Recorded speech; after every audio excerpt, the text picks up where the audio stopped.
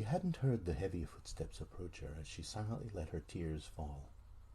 "Hokura," a deep, familiar voice called from above. She looked up, her vision blurred, but she knew right away. "Professor!" she cried as she dove into his arms and clutched onto him, sobbing. "Hokura, what's wrong?" he asked with deep concern as he wrapped his arms around her in worry. "Everything.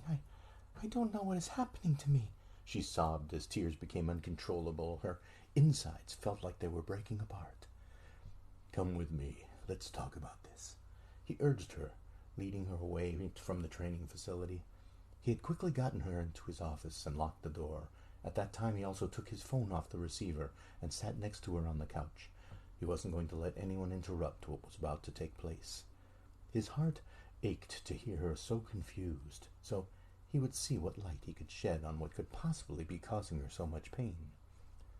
"Hokura, please, you need to tell me what's wrong," he urged, handing her a tissue to dry her eyes with.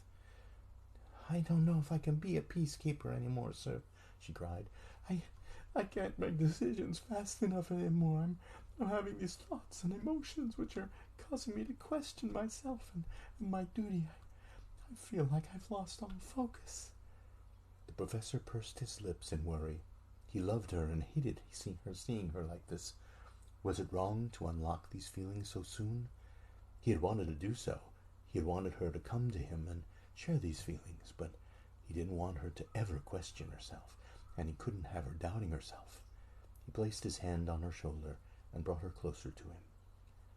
"Hokura, these feelings, are they the ones you told me about before? Your heart racing, you feel faint, your hands sweating?" She only answered by nodding, but allowed herself to rest her head up against him. She felt safe, and hopefully he would give her an answer, and then, possibly with this answer, others would begin to follow. He cleared his throat slightly, smiling inwardly, and pressed her closer. "These feelings, both physical and emotional, that you're describing, Hokura, are love." She looked up at him for a moment, still slightly puzzled, silently staring at him. The professor sighed. "Not the kind of love that you feel for your allies, but a deeper love that your body physically responds to." He placed his hand on her thigh and lightly rubbed it. "Professor?" Hokura stuttered as she started to tremble. It had never been explained to her before. The idea of such an emotion was unknown to her, and now she had been feeling it for the first time. "Do you feel these things when you're around me, Hokura?" he asked, looking into her eyes. "Yes," she trembled in his arms. "Do you love me, Hokura?" he asked, bringing his face closer to hers. I must," she responded, tears filling her eyes again with confusion. Hadn't she felt the same for Dr. Allen? But then, Dr. Allen wasn't the one who was here talking her through these emotions. He wasn't the one who seemed to care as the professor did.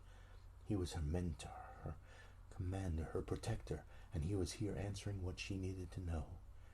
Before Hokura had a chance to realize it, his lips were pressed up against hers. Her heart felt like it was going to either drop or explode.